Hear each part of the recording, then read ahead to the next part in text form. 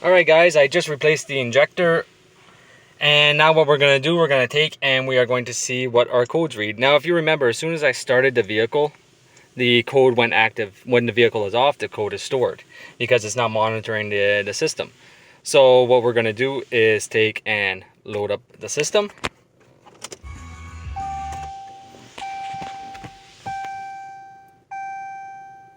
We're going to cancel that. I forgot to turn my key on.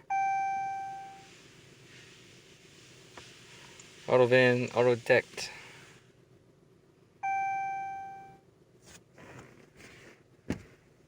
Jeep.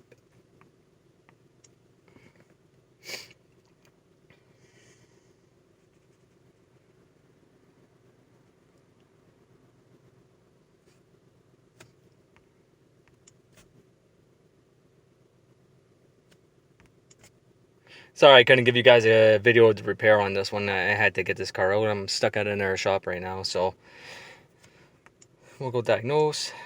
Oh. I don't want to auto scan. Control unit, powertrain, engine control. Now there might be 3 codes in the system. Well, as you guys seen, there's probably 3 codes in the system. So what we are going to do, so I don't know why this one showed up, but that's okay.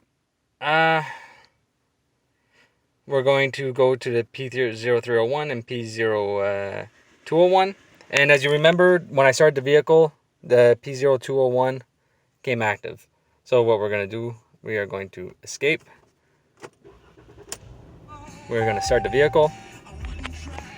We're going to read codes again. And as you can see, it is now stored. Now I did replace the injector. I do have the old injector, but I don't have my multimeter with me right now to show you guys that the injector on the bench. But since I already showed you guys before, I don't really think it's necessary. But as you can see, the issue is now fixed. So I hope you guys enjoyed this video, and if you did, please like, subscribe, and comment, and I will see you guys next time.